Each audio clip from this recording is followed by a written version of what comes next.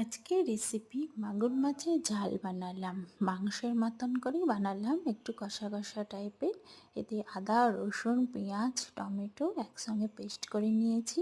প্রথমেই দেখতে পাচ্ছ মাছগুলো একটু ভেজে নিয়েছি, আর মাছগুলোকে আমি কাটিনি, গোটা গোটাই রেখে দিয়েছি। আর সঙ্গে আলুও দিয়েছি। আলুটা একটু লাল লাল করে লবণ হলুদ দিয়ে ভেজে নিয়েছি। তারপরে সব মশলাটা মিক্সিতে পেস্ট করে একটু মশলাটা কষিয়ে নিলাম। ভালো করে কষিয়ে নেওয়ার পর আলুগুলো দিয়ে দিলাম। পরিমাণ মতন আলু দিতে হবে, যে যেমন খাবে। তা আমার তো একটু মাছের ঝোলে, মাংস ঝোলে আলু বেশি ভালো লাগে, পছন্দ করি আর কি, ওই জন্য আলুটা একটু বেশিই দিয়েছি। আর ভালো করে মশলাটা কষিয়ে নেওয়ার পর দেখতেই পাচ্ছ মাছগুলো গোটা গোটা আছে। আর ভেজে নিয়েছি একটু লাল লাল করে। মশলাটা আমার প্রায় কষানো হয়ে গেছে। কষিয়ে দেখতে পাচ্ছ তেল ছেড়ে গেছে মশলা। এবার ওই জলটা দিয়ে দেবো। যেই মিক্সিতে মশলাটা কষেছি সেই জলটাই ভালো করে ধুয়ে দিয়ে দিলাম।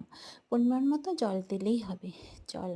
ঝোলটা যখন ফুটে গেছে তখন এই দেখো মাছগুলো সব একটা একটা করে ছেড়ে দিয়েছি। আর আমার রেসিপিটা তো রেডি হয়েই গেছে। খেতেও খুব সুন্দর হয়েছে, খুব ভালো হয়েছে খেতে। তোমাদের কেমন লাগলো আমার এই রেসিপিটা প্লিজ কিন্তু কমেন্ট করে লাইক করে জানিও। Tata, bye bye.